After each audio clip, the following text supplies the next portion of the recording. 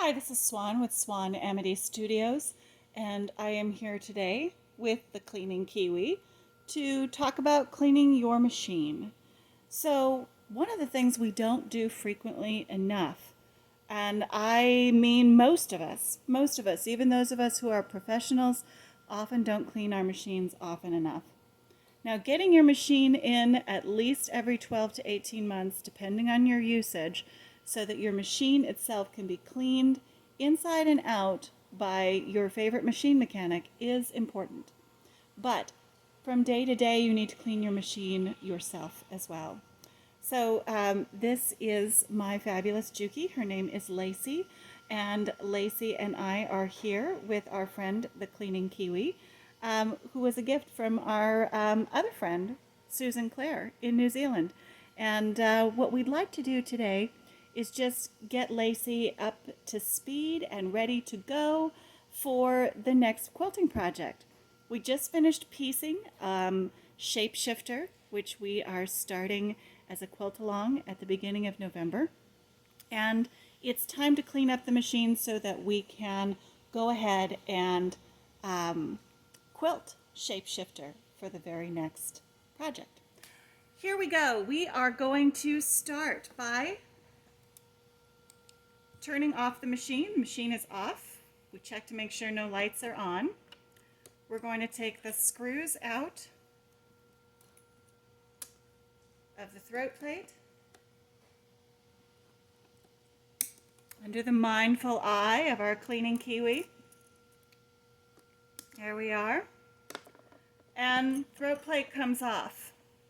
Now you can see in there is a lot of excess fuzz, a few little bits of clipped thread, and I can see there is a little piece of a damaged needle in there too. I'm gonna reach in with a pair of tweezers and grab the needle tip there first. So we had a little piece of a needle left over in there. We want to get rid of that first. There it is. We'll save that for my little sharps container. And then I'm going to get out my little cleaning brush. And I'm going to take out most of the excess fuzz, lint, thread ends with my cleaning brush where I can get into all the little spaces. If there's anything I can't reach, that's one of the reasons I have some needle nose tweezers. Sometimes the brush won't let you get to everything.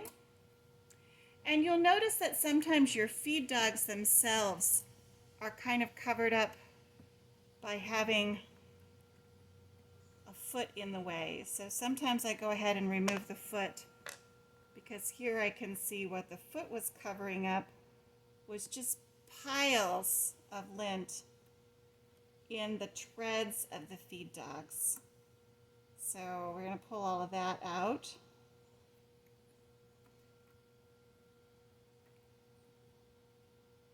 Quite a bit of lint in there.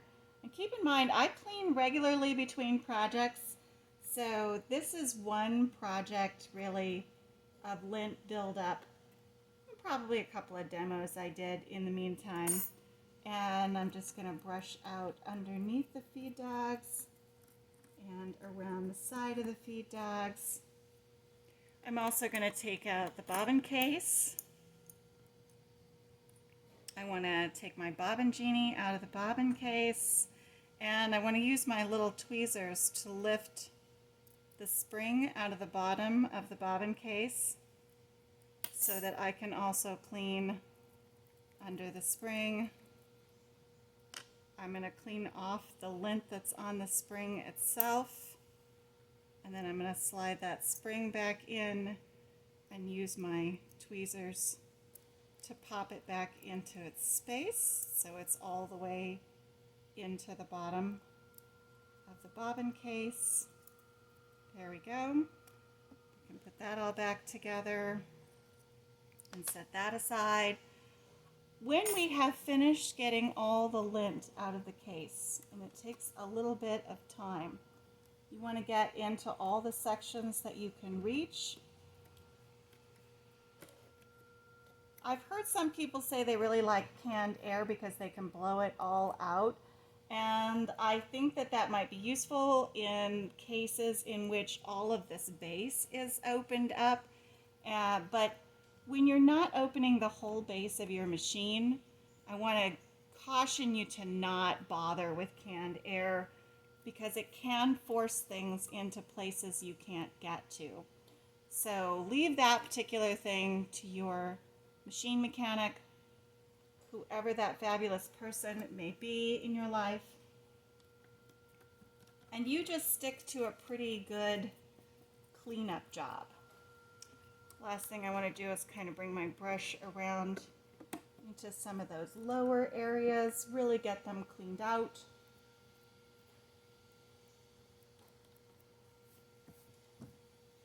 And then right before I go ahead and put this all back together, in the case of a machine like this one with an oscillating hook, I want to also get out a little bit of machine oil. And this you can find at any one of your good little machine mechanic shops or machine stores. I like them because they have this long little piece, the tube, that allows you to get into small spaces. I need to kind of lift Lacey up and get into her hook area and give her just a couple of little dots of oil. Not very much at all. I want to give her a little turn in the hook and go back and oil one more spot. But I want just really small dots of oil because I don't want a whole lot of oil in the machine case itself.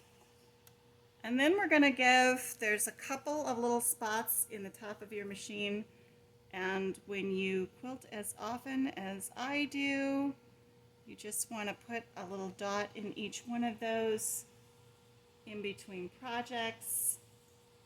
And ask your machine mechanic, when you go in to take your machine in, ask, should I oil my machine? How should I oil my machine? How often should I oil my machine?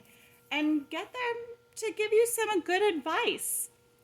Make sure that you also mention to your mechanic, how often do you use your machine? How active of a quilter are you?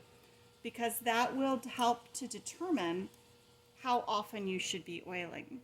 So if you quilt 20 hours a week, you will be oiling differently than someone who quilts every day 40 hours a week. And that's why it's important to be specific when you talk to your machine mechanic. Okay, so we have tightened some screws up again. And now that our fingers are out of there, before I put the foot back on, turn the machine on and run the machine just for a couple of minutes. Right after you put oil in, you want to make sure that you run the machine continuously so that all the oil gets down into the different parts of the machine before you go ahead and put your foot back on and get ready to do your next project. Okay, this has been Swan with Swan Amity Studios, and with help from the Cleaning Kiwi, helping you to figure out how you are going to take care of your machine. Remember, always ask your mechanic about oil, how often, and how much before you start to add oil to your machine. Oil is not for every machine, and every machine should be oiled a little bit differently. Remember, clean out your bobbin case, get rid of all that extra lint in between projects, and don't forget to change your needle with frequency. Thank you for watching. Keep staying tuned for the next video, and make sure you like the channel so you can see when our next video is available.